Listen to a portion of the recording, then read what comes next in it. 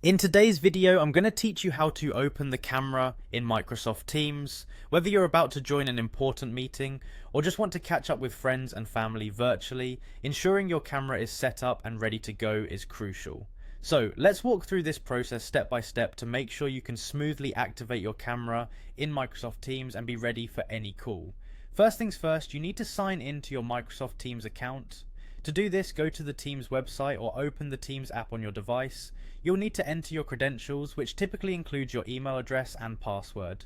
Signing in successfully will bring you to the main dashboard of Teams, where you can see all the available functions and settings.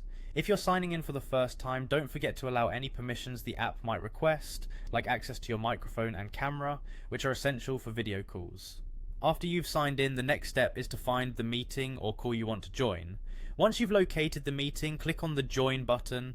This is usually found in your Calendar tab if the meeting was scheduled, or you might see it in your chat list if it's an ongoing call. Clicking Join is crucial as it opens the meeting interface where you'll adjust video and audio settings. Now let's focus on the camera. Once you've clicked to join the meeting, you'll see a screen that shows various options to configure your call settings.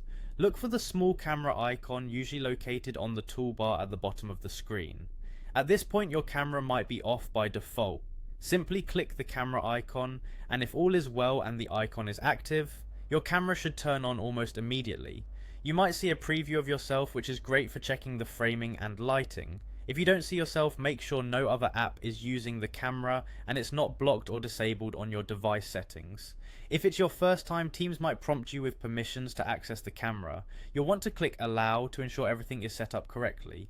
Don't forget to check the lighting in your room. Good lighting can make a huge difference in video quality. And there you have it. With these steps completed, your camera should now be on and ready for use during your Microsoft Teams call.